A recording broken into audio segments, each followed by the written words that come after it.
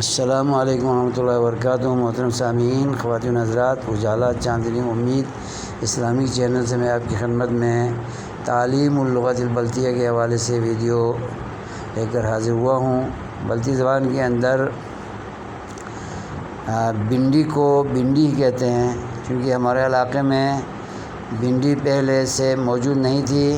یہ پاکستان کے دیگر صوبوں سے امپورٹ ہو کر درآمد ہو کر وہاں بیجی جانے والی سبزی ہے، اس لیے وہی نام بلتی زبان میں استعمال ہے۔